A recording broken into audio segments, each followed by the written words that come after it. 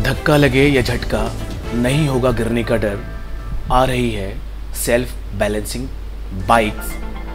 दरअसल आज हम आपको बताएंगे सेल्फ बैलेंसिंग बाइक के बारे में, जिससे ना तो अब आपको धक्का या झटका लगने का डर होगा, ना अब आपको एक्सीडेंट का कोई खतरा होगा। सेल्फ बैलेंसिंग टेक्नोलॉजी पर होंडा और यामा जैसी कई बड़ी कंपनियां काम कर रही हैं। ऑटो एक्सपो में Mumbai based startup liger mobility ने भी दुनिया का पहला सेल्फ बैलेंसिंग स्कूटर पेश किया था। दरअसल ये तकनीकी मुख्य रूप से आर्टिफिशियल इंटेलिजेंस यानी AI की मदद से काम करती है।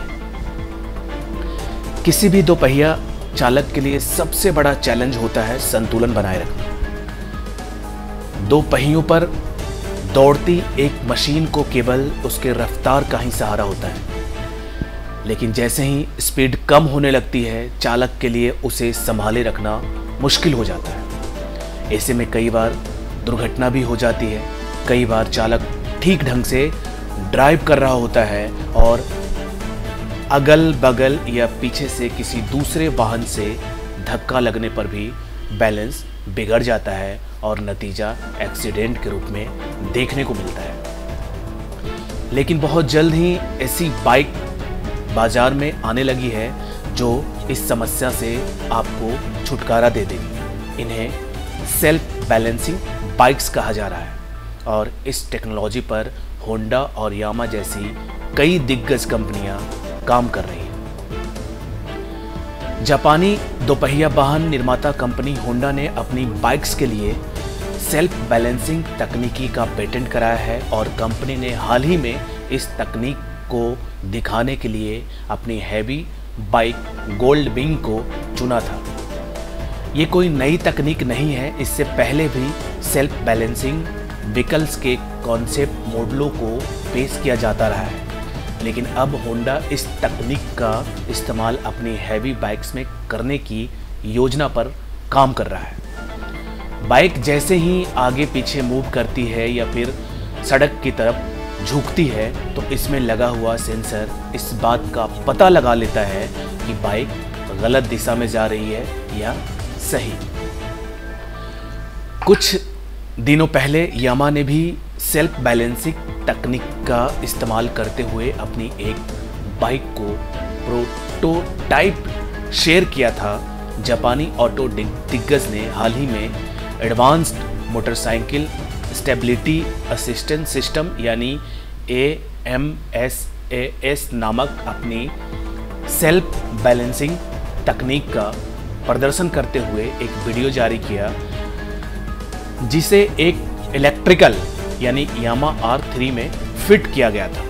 कंपनी का कहना है कि ये तकनीक 5 किलोमीटर प्रति घंटा या उससे कम की स्पीड पर वाहन को स्थिर करने में सहायता करती है।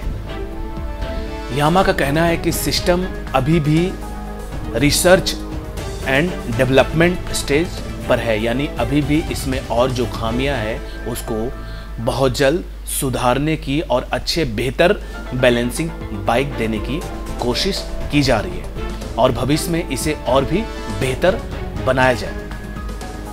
यामा का ये सिस्टम ड्राइव और स्टीयरिंग इक्यूटर्स के साथ 6 एक्सिस से लैस है, जो कम गति पर बाइक को स्थिर रखने में मदद करता है।